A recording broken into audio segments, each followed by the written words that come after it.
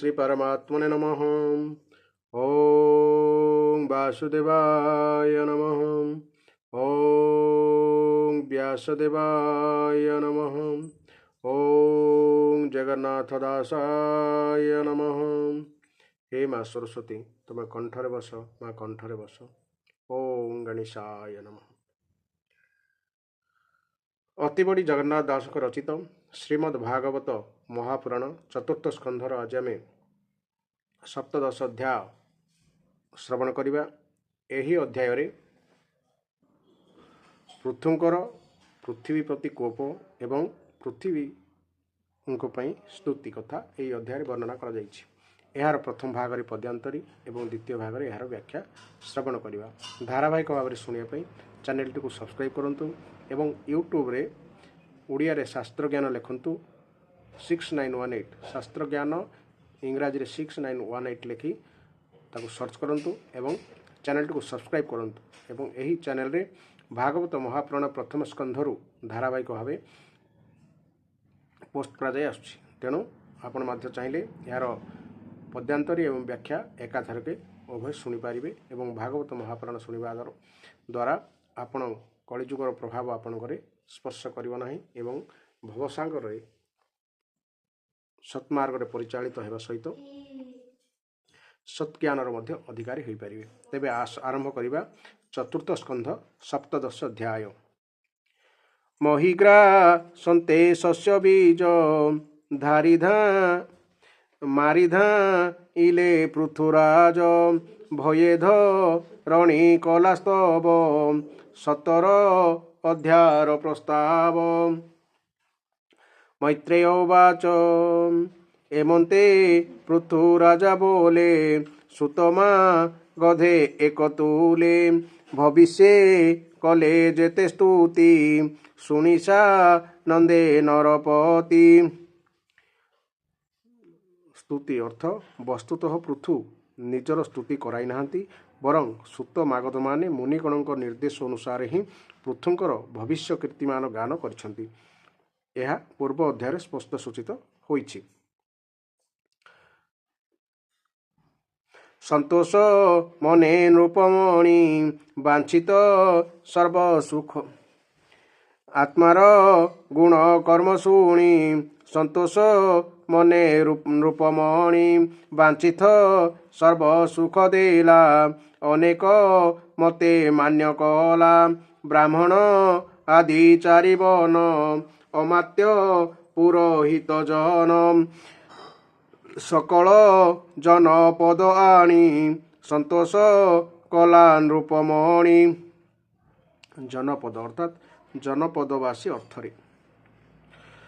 विदुर उवाच केमंते करु रूप धरी क्षीरस्र बिला वसुंधरी स्वभावे से बहुरूपिणी केबाम हिमा तार जानी ताहाको केमंते दुहिला दोहने बच्छा के बाहेला।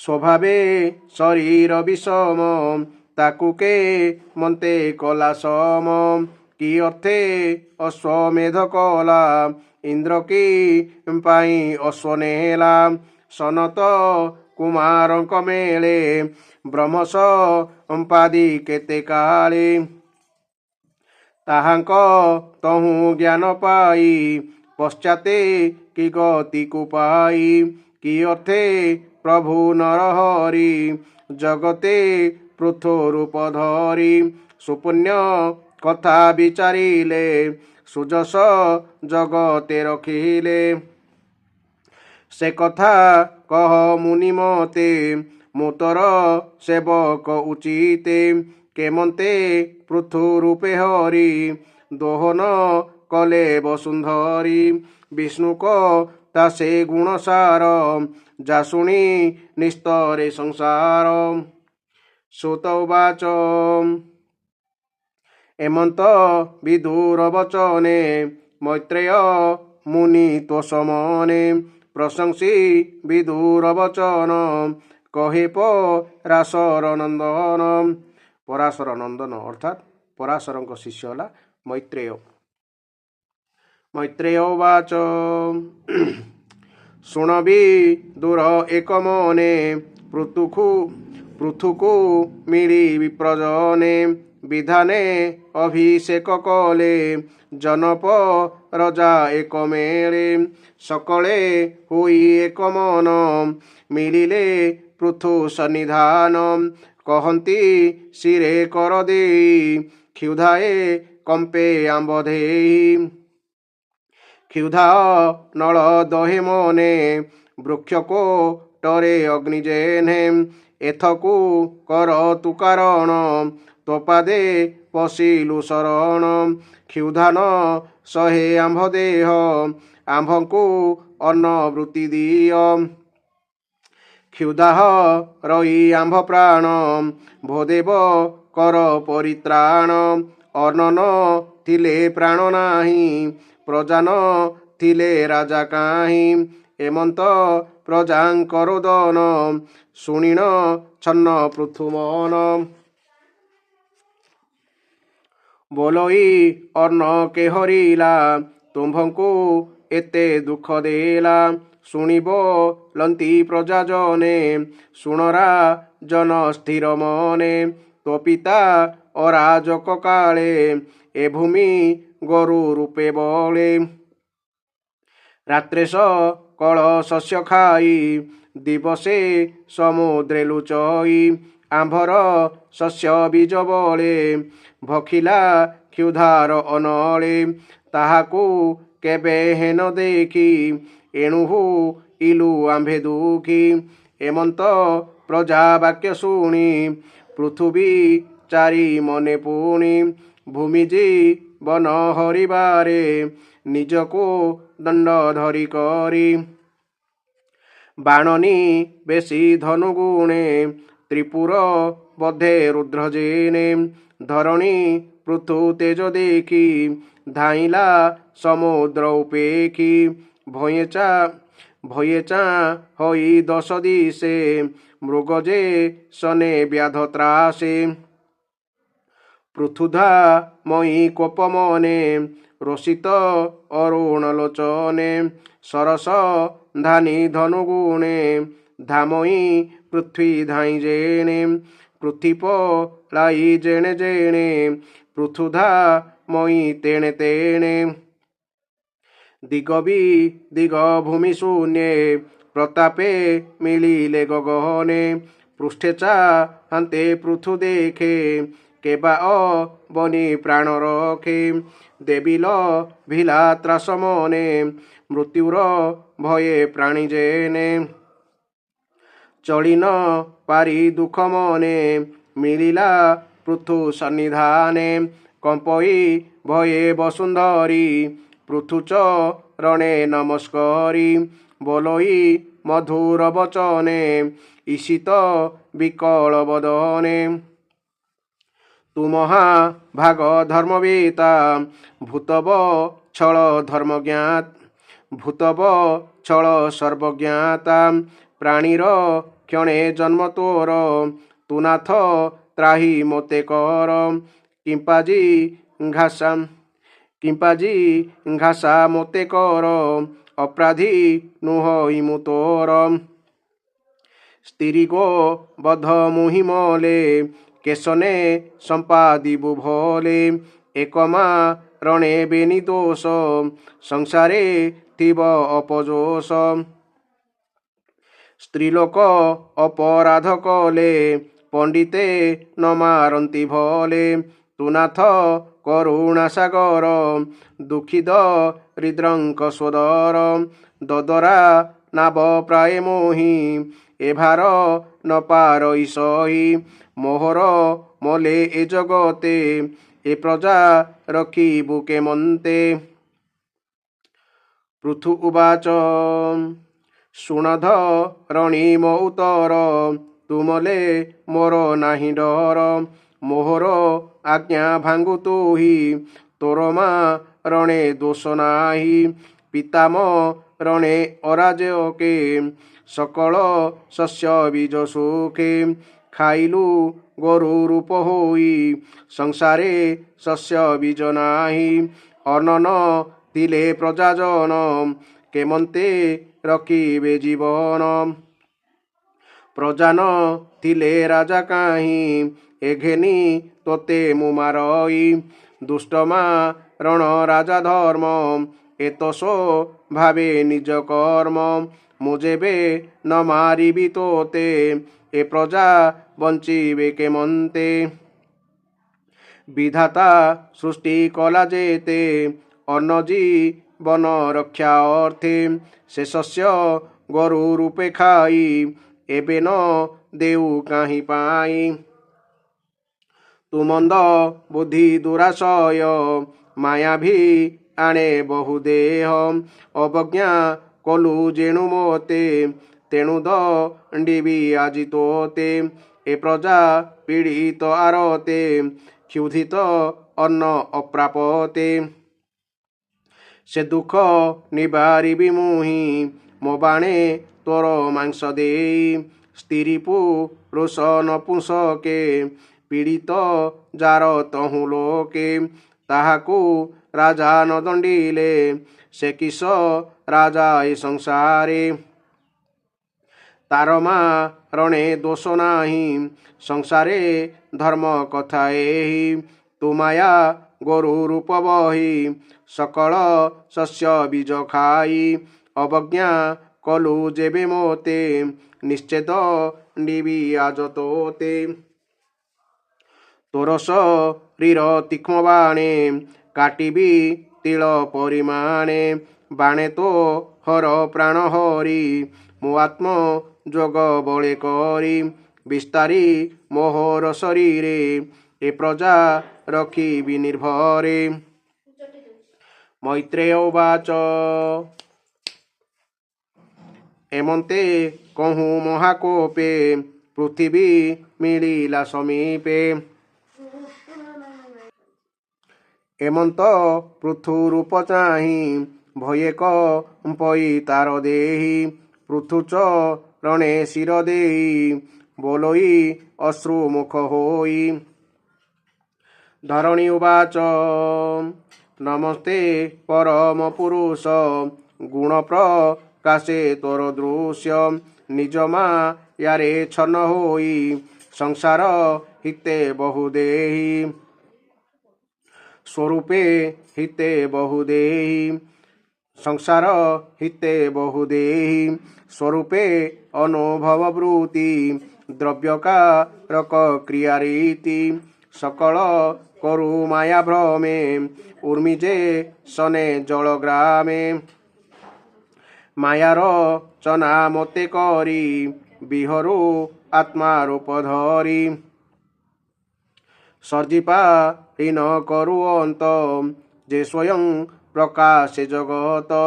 ସେ ମୋତେ ମାରିବାର ସଧେ ଧାମଇ ଉଦ୍ୟତ ଆୟୁଧେ କେବାର କ୍ଷଣେ ଅଛି ମୋର ତୁ ନାଥ ନ କରୁ ବିଚାର। ତୁ ନିଜ ମାୟା ତର୍କ ବଳେ ଜନ୍ତୁଙ୍କୁ ସର୍ଜୁ ଏ ଶୟଳେ ତୁ ନାଥ ଧର୍ମଙ୍କର ଗୁରୁ କିମ୍ପା ନ ବୁଝି ମୋତେ ମାରୁ। ଅନ୍ନ ନ ପାଇ ପ୍ରଜା ଯେବେ ତୋତେ କହିଲେ ଅନୁଭବେ ତୁ ନାଥ ଜଗତ ଈଶ୍ୱର ଏ ତୋତେ ନୋହେ ଅଗୋଚର। ତୁ ନାଥ ପଦ୍ମ କଳ୍ପନ୍ତେ ଶୁକର ରୂପେ ତୋଳି ଦନ୍ତେ ମୋତେ ସ୍ଥାପିଲୁ ଜନହିତେ ଏବେ ସଂହାରିବୁ କେମନ୍ତେ। ଯେ ଜନ ପ୍ରତିପାଳିଥାଇ ସେ ତାରେ ବଧ ନ ବାଞ୍ଛଇ ମୋହର ପ୍ରାୟ ଯେଉଁ ଜନ ଈଶ୍ୱର ମାୟାରେ ମୋହନ ତୁମ୍ଭର ଚେଷ୍ଟା ନ ଜାଣଇ ବାଳୁତ ପ୍ରାୟ ଏକ ଭ୍ରମଇ। ହେ ବୀର ତୁମ୍ଭେ ଯଶସ୍କର ତୁମ୍ଭକୁ ମୋର ନମସ୍କାର କହିଲି ତୋର ଯେବେ ଇଚ୍ଛା ଭୋନାତ କର ପ୍ରାଣ ରକ୍ଷା। ପୃଥିବୀ ପୃଥୁର ସମ୍ବାଦ ଶୁଣନ୍ତେ ଖଣ୍ଡଇ ପ୍ରମାଦ ବୋଲଇ ବିପ୍ର ଜଗନ୍ନାଥ ସୁଜନ ହିତେ ଭାଗବତ ଇତି ଶ୍ରୀମଦ୍ଭାଗବତେ महापुराणे परमहंस सहितायं चतुर्थस्कन्धे पृथुविजये धरित्री निग्रह नाम सप्तदशोऽध्यायः। वर्तमान यही अध्याय आम व्याख्या शुणा एक सुंदर अध्याय। आपण मैंने यही व्याख्याटी भल भाव शुणिले यार अर्थ को भल भाव बुझीपारे। पृथु राजांकर पृथ्वी प्रति कोप एवं पृथ्वीर स्तुति। मुनिवर मैत्रेय कहले एपरि भावरे बंदी जन माने महाराज पृथुंकर गुण और कर्म वर्णना करी ताहाकु प्रशंसा करिबारु से सेमानकु धन्यवाद देई सेमानकर मनलाखी वस्तु प्रदान पूर्वक संतुष्ट कले। से ब्राह्मण आदि चारि वर्णर लोक सेवक मंत्री पुरोहित पुरवासी देशवासी विभिन्न प्रकार व्यवसायी तथा अन्यान्य आज्ञानुवर्ती मानक मध्य सत्कार कले। विदुर पचारे ब्रह्मण पृथ्वी तो अनेक रूप धारण करिपारे से निर्दिष्ट रूपे गाई रूप काहींकी धारण कला। पुणी महाराज पृथु जेतेबेले ताकु दुहिले सेतेबेले बाछुरी किए हेला किए दोहन पात्र हेला। पृथ्वी तो प्रथमे स्वभावतः उच्च नीच बा खालडीप थिला। पृथु ताहाकु समतल कले किपरि एवं ताहांकर यज्ञ अश्वको इंद्र काहींकी चोराई नेला। ब्रह्मज्ञानी मानक मध्यरे श्रेष्ठ मुनिवर सनत कुमार ज्ञान विज्ञान लाभ करी सही राजर्षि केउं गति पाइले। सर्वेश्वर भगवान श्रीकृष्ण ही पृथु रूपरे अवतार ग्रहण करथिले। तेणु पुण्यकीर्ति श्रीहरि से पृथु अवतार संबंध अन्य जो सबु पवित्र चरित रही आपण मते से सबु मध्य शुणांतु। मु हेउछि आपणकर एवं श्रीकृष्णचंद्रंकर बड़ अनुरक्त भक्त। सुतमुनि वर्णना कले भगवान वासुदेवଙ୍କ कथा कहिबारु विदुर एपरि प्रेरणा देबारु मुनिवर मैत्रेय प्रसन्न चित्तरे तांको प्रशंसा करी कहिले। मुनिवर मैत्रेय कहले हे विदुर ब्राह्मण माने महाराज पृथुंको राज्य अभिषेक करदे तांको प्रजा मानकर रक्षक बोली घोषणा करदेले। सेतेबेलकु पृथ्वी अन्नहीन होई जाइथिला। तेणु प्रजा माने भोक दाउरे सुखी कंटा होई जाइथिले। सेमाने सेमानकर रक्षक पृथुंको निकटकु आसी जणाइले महाराज गच्छ कोरडरे लागिथिबा नियारे जेपरि विराट गच्छ मध्य जळि जाए आमे सेहीपरि आहार बिना उदरर भीषण क्षुधा जलारे जळि जाउछु। आपण शरणागत मानकर रक्षक ओ आमर अन्नदाता। तेणु आमे आपणक शरणको आसीछु। आपण सकल लोकर रक्षाकर्ता ओ आम मानकर जीविकार स्वामी। तेणु हे राजा राजेश्वर आम भली क्षुधाग्रस्त मानक पई शीघ्र अन्न जोगाइबा व्यवस्था करंतु। अन्न मुठाए मिलिबा पूर्वरु जेपरि आमर प्राण चाली न जाए दयाकरी सेहीपरि किछि व्यवस्था करंतु। मुनिवर मैत्रेय कहले हे कुरुवर प्रजा मानकर करुण कंदन शुणी महाराज पृथु बहु समय पर्यंत विचार कले एवं शेषरे ताहांकु खाद्य अभावर कारण जना पड़िला। पृथ्वी स्वयं सबु खाद्य और औषध आदि को निज भितरे लुचाई देछि बोली जानिपारी से निजर धनु धरी ओ त्रिपुर विनाशक भगवान रुद्रंक परी अत्यंत क्रुद्ध होई पृथ्वी को लक्ष्य करी धनुरे बाण जोखिदेले। से शस्त्र उठाइला क्षणी देखि पृथ्वी भୟରେ कंपी उठिला एवं शिकारी गोड़ाइबा भली हरिण धाई पଳାଇगला परी से गाई रूप धरी धाई पଳାइबाकु लागिला। ताहा देखि महाराज पृथुंकर चक्षु क्रोधर लाल पड़ीगला। पृथ्वी जेउ आड़े धाइला पृथु धनुर्बाण धरी ता पछे पछे गोड़ाइला। दिग विदिग स्वर्ग मर्त्य अंतरिक्ष जेउठिकी पଳାଇ गले भी पृथ्वी देखिला धनुषर धरी पृथु ता पछरे माड़ी आसुचंदी। मनुष्य को जेपरी मृत्यु मुखरु केही बंचाई पारे नाही ताकू सेहीपरि बेणपुत्र पृथुंकर ठारू रक्षा करि पारिया भली लोक केही मिलिले नाही। तेणु से अत्यंत भयभीत होई शंकित चित्तरे चित्तको पछको फेरिला एवं महाभाग पृथु को कहिला हे धर्मतत्व जानिथिबा शरणागत वत्सल राजन आपण तो सकल प्राणी को रक्षा करिबारे तत्पर मते भी रक्षा करंतु। मो अत्यंत दीन और निरपराधिनी आपण काहीकि मते मारिबाकू चाहुचंती। आपण तो धर्मज्ञ रूपे परिचित आपण मो परी गोटाए अबला को मारिबे किपरि। ସ୍ତ୍ରୀ ଲୋକେ କୌଣସି ଅପରାଧ କଲେ ସାଧାରଣ ଜୀବମାନେ ମଧ୍ୟ ସେମାନଙ୍କ ଉପରକୁ ହାତ ଉଠାନ୍ତି ନାହିଁ। ତେଣୁ ଆପଣ ପରି କରୁଣାମୟ ଓ ଦୀନବତ୍ସଳ ଭଲା ଏପରି କରିପାରିବେ କିପରି? ମୁଁ ତ ହେଉଛି ଗୋଟିଏ ସୁଦୃଢ଼ ନୌକା ପରି। ସକଳ ଜଗତ ମୋତେ ଆଧାର କରି ତିଷ୍ଠି ରହିଛି। ମୋତେ ନଷ୍ଟ କରିଦେଲେ ଆପଣ ନିଜକୁ ଓ ନିଜ ପ୍ରଜାମାନଙ୍କୁ ଜଳ ଉପରେ ରଖିବେ କିପରି? ମହାରାଜ ପୃଥୁ କହିଲେ, ପୃଥିବୀ, ତୁ ମୋର ଆଜ୍ଞା ଉଲ୍ଲଙ୍ଘନ କରୁଛୁ। ତୁ ଯଜ୍ଞରେ ଦେବତା ରୂପରେ ଭାଗ ନେଉଛୁ, କିନ୍ତୁ ତା ବଦଳରେ ମୋ ଲୋକଙ୍କୁ ଅନ୍ନ ଦେଉନାହୁଁ। ତେଣୁ ଆଜି ମୁଁ ତୋତେ ମାରିଦେବି। ତୁ ପ୍ରତିଦିନ ସବୁଜ ଘାସ ଖାଇଯାଉଛୁ, ଅଥଚ ନିଜ ପହ୍ନାରୁ ଟୋପାଏ ବି ଦୁଧ ଦେଉନୁ। ତୁ ଏପରି ଦୁଷ୍ଟାମି କରୁଥିବାରୁ ତୋତେ ଦଣ୍ଡ ଦେବା ଅନୁଚିତ ହେବ ନାହିଁ।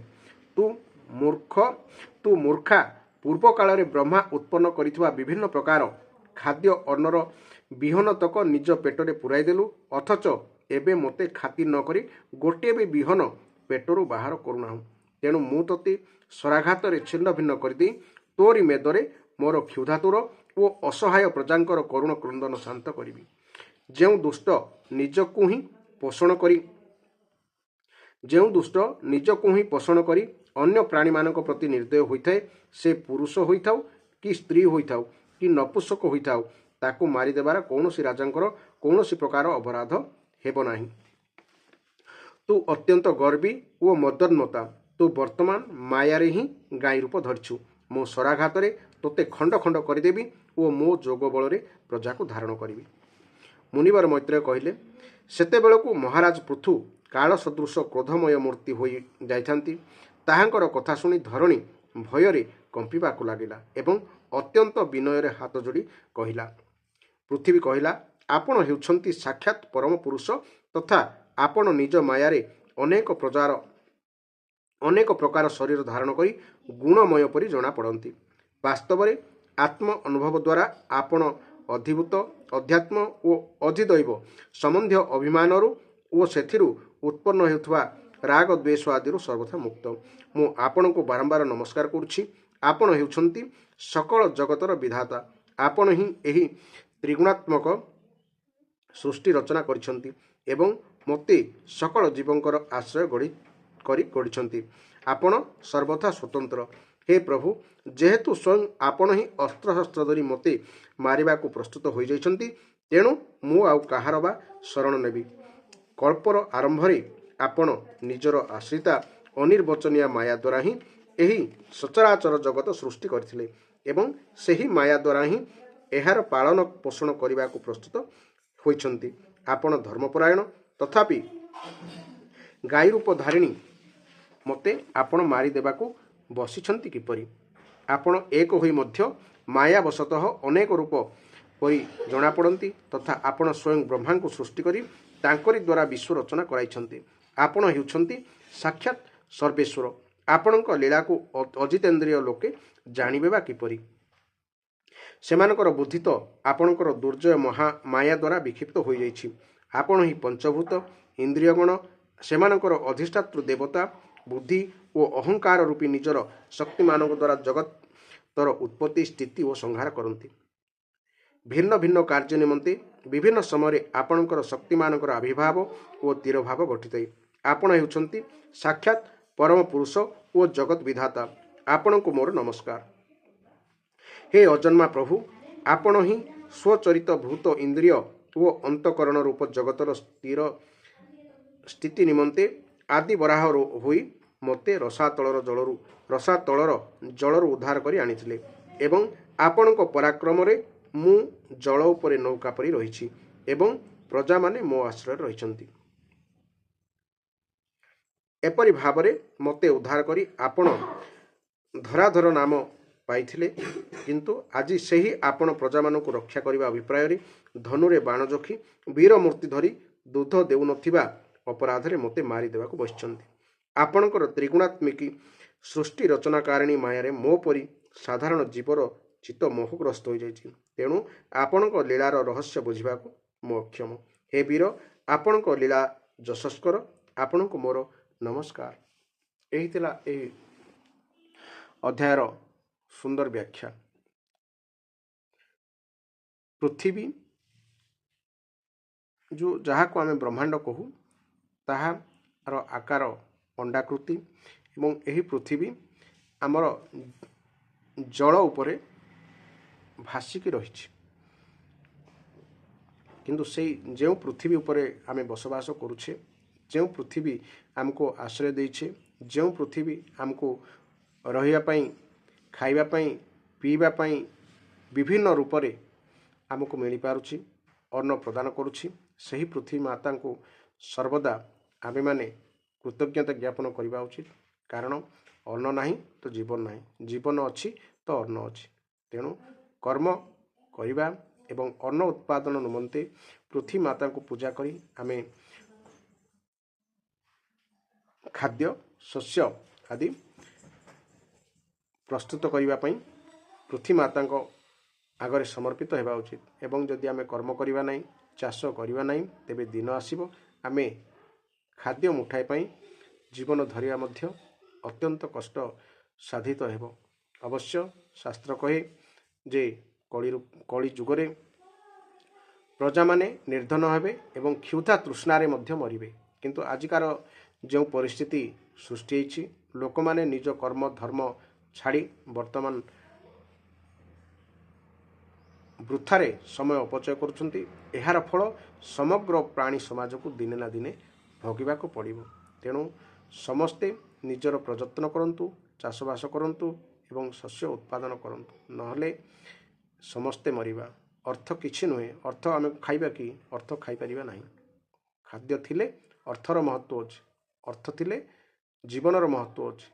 ଖାଦ୍ୟ ନାହିଁ ତ ଜୀବନ ନାହିଁ। ଏଣୁ ଏହି ଅଧ୍ୟାୟ ଆପଣଙ୍କର ଭଲ ଭାବରେ ଯଦି ଶୁଣିପାରିଥିବେ, ତେବେ ଭଗବାନ ଆପଣଙ୍କର କୃପା କରନ୍ତୁ ଏବଂ ଚଲାପଥ କୁସୁମିତ କରନ୍ତୁ। ଜୟ ଜଗନ୍ନାଥ, ଜୟ ଜଗନ୍ନାଥ, ଜୟ ଜଗନ୍ନାଥ।